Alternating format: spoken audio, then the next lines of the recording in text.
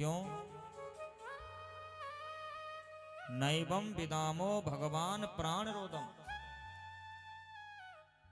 देवता भगवान से स्तुति में कहते हैं, प्रभु हमें ये नहीं मालूम है कि हमें सांस क्यों नहीं ले पा रहे। नैवं विदामो भगवान प्राण रोदम, हमारा ये प्राण क्यों रुक गया, हमारी श्वास क्यों रुक गई। चराचरस्य अखिल शक्ति धामना, हे जगत के स्वामी, हे प्रभु नारायण, आप तो अंतर्यामी हैं, आप सब जानते हैं, आपको तो मालूम होगा हमारे प्राण क्यों रुक गए।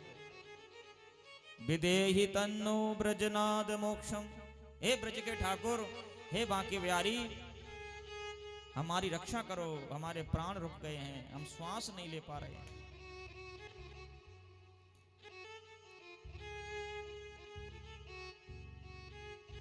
भगवान नारायण कहते हैं, देवताओं मेरी सृष्टि में एक छोटा सा पुत्र है जिसका नाम है ध्रुव, और वो ध्रुव मेरी तपस्या कर रहा है, इसलिए मैं उसको दर्शन देने के लिए जा रहा हूं। प्रभु जल्दी जाइए, क्योंकि अगर आपने थोड़ा सा विलंब किया तो हमारी श्वास रुक जाएगी और हम अपने शरीर को छोड़ देंगे।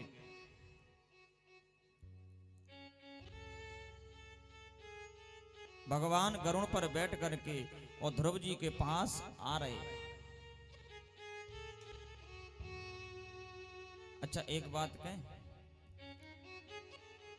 ध्रुव जी को भगवान मिल रहे हैं, तो ध्रुव जी को भगवान क्यों मिले? ध्रुव जी ने ऐसा कौन सा तप किया, ध्रुव जी ने ऐसी कौन सी तपस्या करी जिससे ध्रुव जी को 5 महीने में भगवान का दर्शन होने जा रहा है।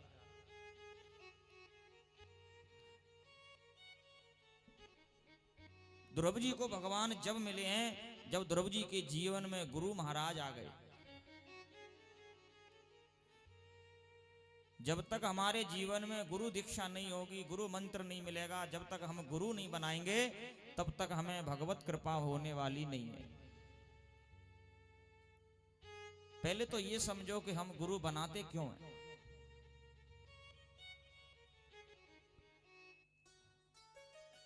हमारे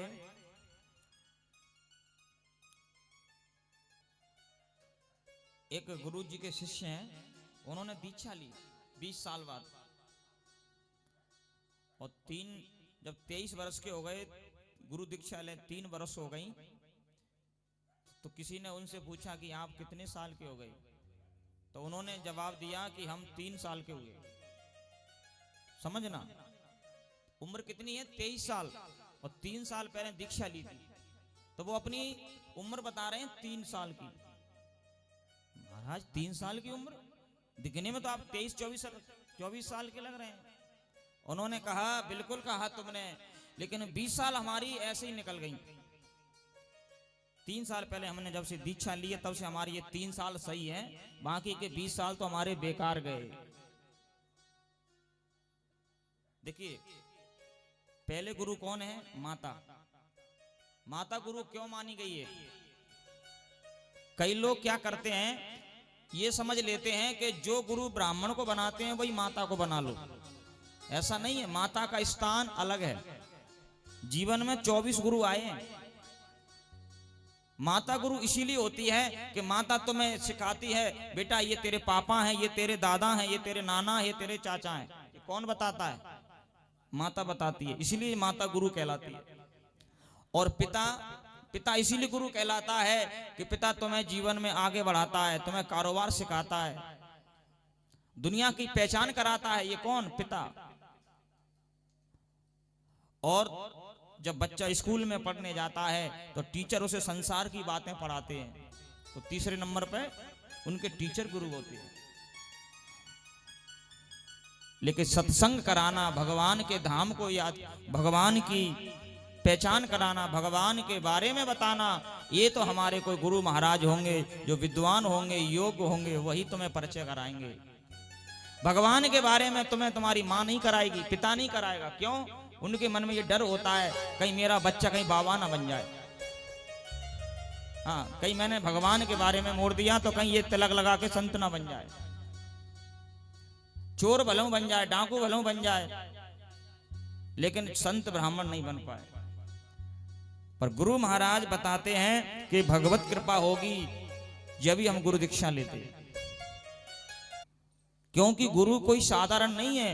रामायण में तुलसी बाबा ने तो इतनी बड़ी बात लिखी है कि गुरु के बिना तो कोई भवसागर से पार हो ही नहीं सकता है।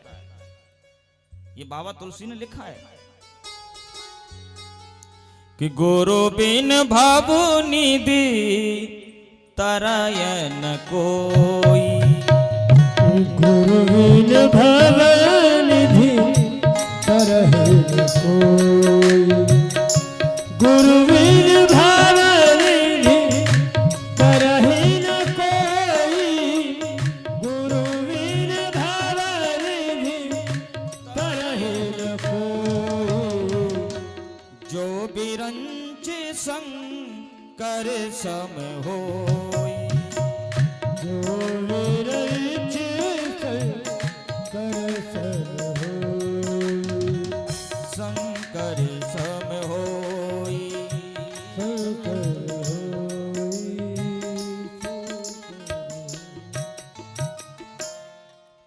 गुरु बिन भव निधि तरय न कोई, जो विरंच शंकर सम होई। गुरु के बिना भवसागर से पार होना असंभव है। क्या कहा? जय जय जय हनुमान गोसाई, और कृपा करो किसकी नाई? गुरु की नाई।